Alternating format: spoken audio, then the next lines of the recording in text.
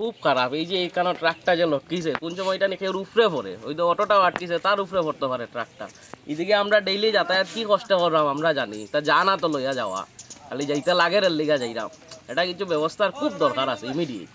বিভাগীয় কর্তৃপক্ষে এই ধরনের কোনো কিছু ইয়ে করছে নি? এখন পর্যন্ত তো সেগুলো কিচ্ছু করতে দেখছি না। আর এটা বাক্কা দিন থেকে আসলে রাস্তা বোনারও বেশি দিন হয়েছে না, তো দেখা যাক কিতা হয়। আশা করি তারা কিচ্ছু করবা। তো দেখো আমার গাড়ি তো আছে পিছনে, আর এই গাড়িটা আইসে সকালবেলায় আইসে গোটা 1.5 ঘন্টা ওর আগে এখানে ফাঁসি গেছে গাড়িটা।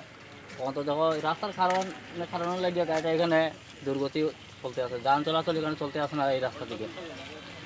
কোন সময় এটা হয়েছে? তো হইছে তো 1.5 ঘন্টা হয়ে যার, কয়টা বাজে?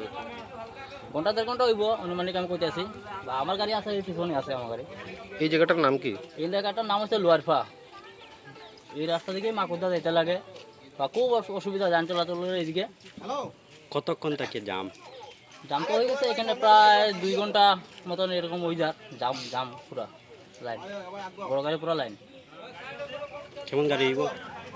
হইব প্রায় এখানে 70-80 গাড়ি এরকম মানে জাম লাগছে, আর তো জাম লাগবোই এখন, যেহেতু আইবে তো জাম লাগবো।